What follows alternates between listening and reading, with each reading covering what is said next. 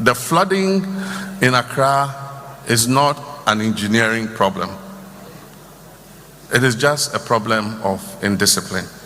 Ladies and gentlemen, the president, that is the first man of the, you should call it greater. The Republic of Ghana. Charlie, the president of the Republic of Ghana, John Dramani Mahama, actually toured Greater Accra, watching over the flooding situation that actually happened. And according to his view, the flooding situation in Ghana is not about engineering. It's not an engineering problem. According to him, it is rather the problem of discipline. So that means that Ghanaians, we are indisciplined. And whenever we talk about problem of discipline, people start thinking about we dropping rubbish or refuse in our gutters. But to me, I think that's one of it. But particularly, the problem of indiscipline is from we building at waterways. Now let's watch the video after his tour, then we come back. We just finished an aerial tour of Accra to inspect the flooded areas. Unfortunately, the flooding has been very extensive today for several reasons. One, the recorded rainfall today is one of the highest in several years. The Meteo are looking at approximately 140 millimeters that was dumped on Accra. Last year, the maximum rainfall was 56 on a single day. And so the volumes are much higher. And so there are many issues to the flooding in Accra. There's climate. If you look at the rainfall pattern from 2024, 2025, 2026, you see that increasingly every year we're getting more rain in Accra than we used to get. GMET say that in 2024, for a period of 30 days in June, we had 85 millimeters of rain. And then in 2025, it increased to 172. And then in 2026, for the same 30-day period in June, it increased to 333. And so the waterways are not getting a chance to recover before more rain is dumped. And the wet days are more. Out of 30 days, 22 days, it kept raining. And so there were only 7 dry days or 8 dry days in June. And so that's the climate side. That is an act of God that we can't control. But then there's also the engineering and the man-made causes. That is, the first one he talked about like is I said before, climate. Accra is built between 2 natural bodies, the Kwapim Mountain Range and the Atlantic Ocean. And before Accra was built, the streams used to flow through this plain to reach the sea. Now, the British brought the capital to Accra, and in those years it was not a problem because Accra was a very small city. But as the population continues to increase and people continue to build, it restricts the path of the streams on their way to the Atlantic. So that's an engineering problem. We need to see how to open the channel so that the water can pass. But then there's also the second one is engineering aspect, problem, which is attitudinal and human behavior.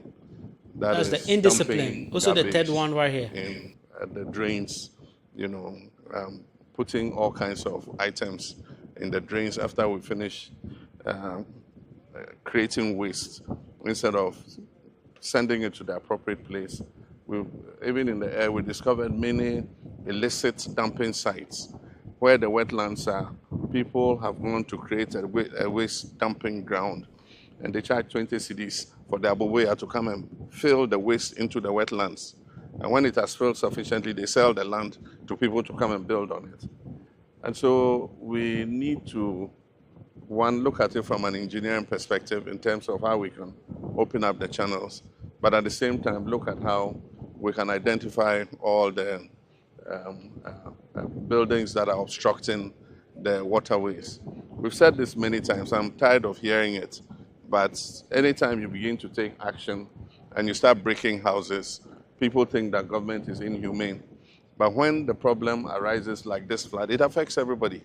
And so all of us have been affected because of the conduct of a few people blocking the channels and preventing the water from passing. And so we'll call a National Security Council meeting. We're asking every district to identify, together with the Works and Housing Ministry, where the blockages in the channels are as they pass through the district assemblies, so that we can earmark those places for removal. We'll not only break the houses, we have to move the rubble out of the way, because there's no use breaking a house and leaving the rubble in the waterway. It's just the same as leaving the house. That's correct. And so it's going to be quite a major issue in order to resolve the problem of Accra. But ultimately, the other solution will be to decongest Accra.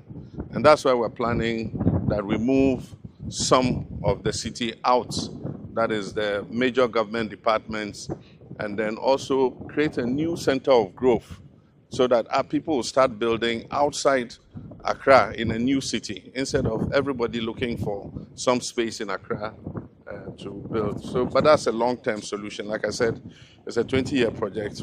They are still working on the designs. Once they do that, we'll demarcate. People can start buying plots. If they like, they can start building houses.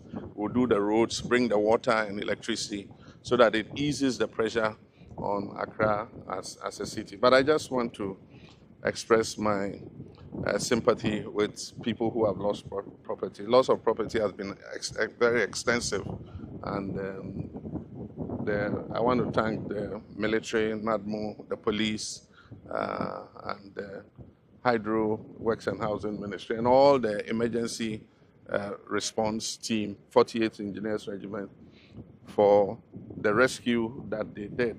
I've seen many of the videos where people had to be carried out of their houses. They deployed their boats, and they helped to save quite a lot of lives. NADMO will do what it can to try and identify the victims and see how we can just support them in a way in the next few days. I've asked the Minister of Finance to release some money from the contingency fund, so that we can do some post-flood relief for persons who have been affected.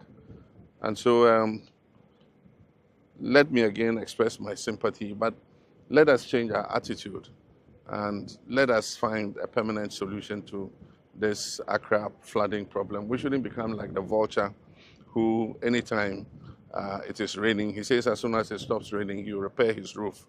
And then as soon as it stops raining, he says, oh, it has stopped raining, so there's no need to repair the roof. This time should be different. So, ladies and gentlemen, as you heard from the President of Ghana, he just summarized what is actually wrong with our country, making it very clear that, number one, it's the issue of engineering. That is how Accra was built, and people have built, on the waterways, because previously there used to be ways that there are a lot of rivers and streams that water could easily move. But unfortunately, people have built and blocked some of the waterways, and that is a reason to that. Another one is indiscipline. Yes, that's the basic thing. People pouring rubbish, and also, building on the waterways and stuff. The third one is Accra is too crowded. So he's planning of decongesting Accra with a 20-year plan that is yet to come. So those of you who intend buying lands far away from Greater Accra, this is actually a good news for you. And last, he talked about some land at Ho that TDC was handling. So that's also a good news. And anyone that intend buying land outskirts of Greater Accra is also a good one right there. So, ladies and gentlemen, this is the view of our president of the Republic of Ghana, John Dramani Mahama, and anyone that wishes to hear from him, that is it right here. So this is just for educational purpose only.